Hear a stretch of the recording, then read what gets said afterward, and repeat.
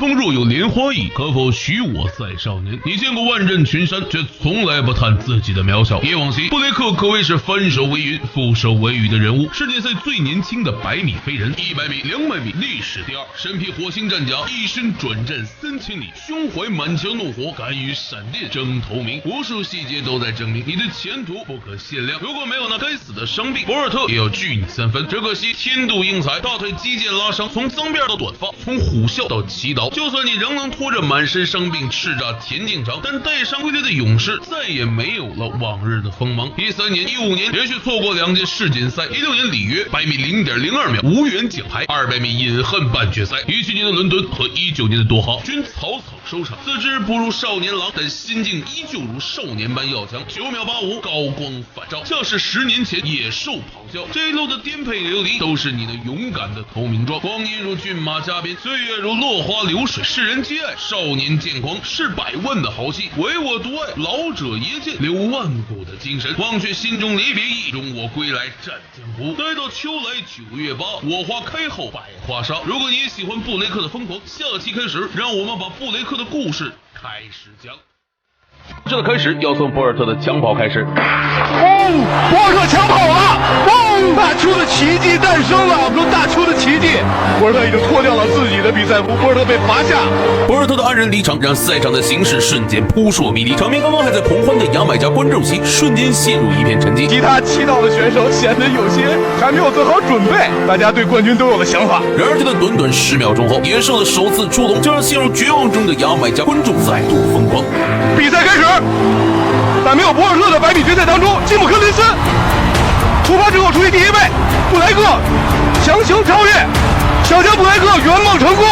小将布莱克没有让博尔特失望，同样没有让一张不能出赛的阿萨巴鲍威尔失望，保住了牙买加队的这枚金牌。少年拉弓如满月，不惧岁月不惧风。人们都说大邱的奇迹是博尔特抢跑，但请别忘了，这个刚刚年满21岁的年轻人已经是世锦赛历史上最年轻的100米飞人。同样的年龄，他比博尔特还要快。接下来让我们跟随高哥的解说，一起走进这位传奇短跑名将的职业生涯。布雷克出生在牙买加一个普通的农户家里，在牙买加穷苦人家的孩子唯一的出路就是练习田径，但小布雷克的梦想却是成为一名出色的板球运动员。板球是牙买加的第一运动，相当于乒乓球在我国的地位。布雷克高中时顺利加入板球校队，成为一名快投手。在一次训练中，校长发现这个小伙子的速度非常快，于是在训练结束后，亲手终结了布雷克的板球梦，直接把他送进了田径队。也就是从这儿开始，一代短跑名将正式开启传奇之路。2005年，16岁的布雷克参加了人生中第1场国际比赛，首战就交出了10秒56的成绩。2006年，布雷克参加了世界青年田径锦标赛，他在男子100米的比赛中以10秒42的成绩获得铜牌。我国选手梁家宏以10秒43获得第5名。2008年，布雷克离开家乡圣詹姆斯，前往首都金斯顿最高水平的田径训练营，师从田径教头盖伦·米尔斯，成为博尔特和鲍威尔的师弟。在这里，他亲眼见证师兄们在短短1年时间4度刷新世界纪录，这也给了布雷克极大的自信。2009年，黄金联赛罗马站100米比赛中，布雷克首次跑进10秒，以9秒96的成绩夺得季军。排在他前面的正是大名鼎鼎的五虎上将盖伊和鲍威尔。当时布雷克只有19岁零197天，此战他成为史上跑进10秒大关最年轻的选手。2011年大邱世锦赛是布雷克首次参加世界大赛，在博尔特抢跑出局的情况下，布雷克横空出世，成为世锦赛历史上最年轻的100米飞人，一战成名天下知。同年9月17日，在国际田联顿世联赛布鲁塞尔站男子200米比赛中，布雷克以19秒26的历史第2好成绩夺得冠军，打破博尔特保持的赛会纪录。这一年他才21岁，同样的年龄他比博尔特还要快。如果说2011年的布雷克是猛虎下山，那么2012年的布雷克则开始步入巅峰。2012年的布雷克到底有多狂？一段采访告诉你答案。 I was unstoppable. I feel like no one could have touched me. I was before the injury. I was unbeatable. You know, even Usain was afraid.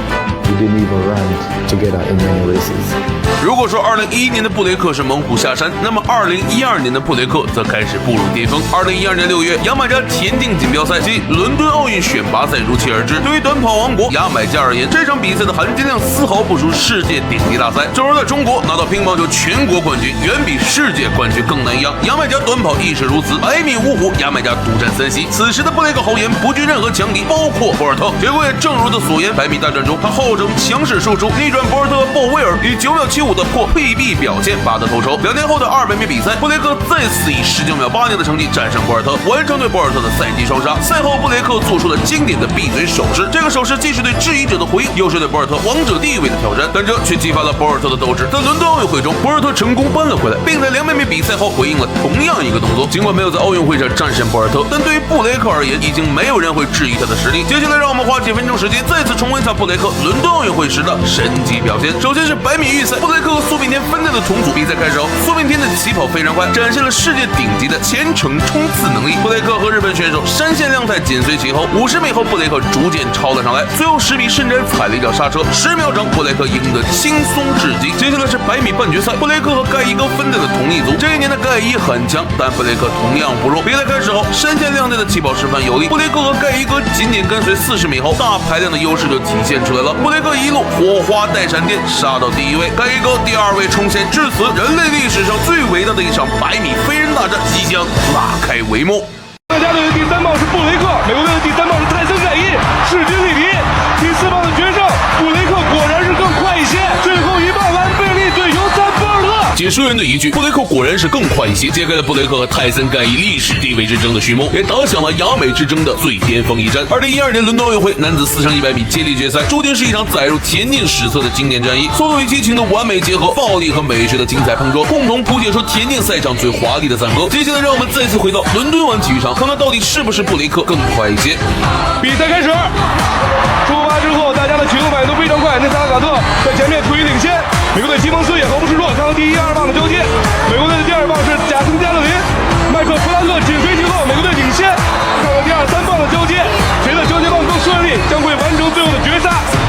两家队的第3棒是布雷克，美国队的第3棒是泰森盖伊，势均力敌。第4棒的决胜，布雷克果然是更快一些。最后一棒完，贝利对尤塞博尔特，博尔特出发了，全力冲刺，看看中国终点的时间是多少？全力加速，36秒85，新的世界纪录，人类再次跑进了37秒，人类的集体速度再次大幅度的提升了，36秒84啊，太棒了！